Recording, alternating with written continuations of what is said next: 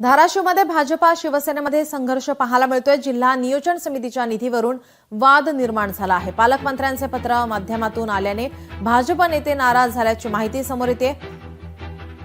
भाजपा नेते संवाद साधत नाहीत असा प्रताप सरनाईक यांच्याकडून करण्यात आलेला आरोप खोटा असल्याचं भाजपाच्या जिल्हाध्यक्षांनी म्हटलं आहे। विकास निधीला स्थगिती मिळाल्याने आपण दुःखी असल्याचं सरनाईक यांनी या ठिकाणी वक्तव्य केलं होतं। तसेच भाजप आमदार राणा जगजितसिंह पाटील निधीबाबत संवाद ठेवत नसल्याचाही आरोप केला होता।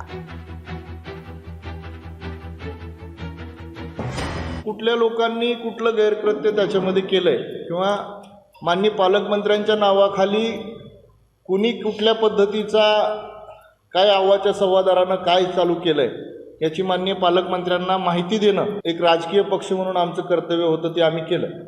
परंतु त्या उपरही त्यांच्याकडनं कसलाही प्रतिसाद ना आम्हाला आला ना माननीय जिल्हाधिकारी महोदयांना आला। माननीय पालकमंत्र्यांनी ज्या गोष्टी माननीय मुख्यमंत्र्याच्या पत्रामध्ये लिहिलेल्या आहेत त्या कुठल्याही पद्धतीनं सुसंगत आणि सत्य आहेत असं आम्हाला वाटत नाही।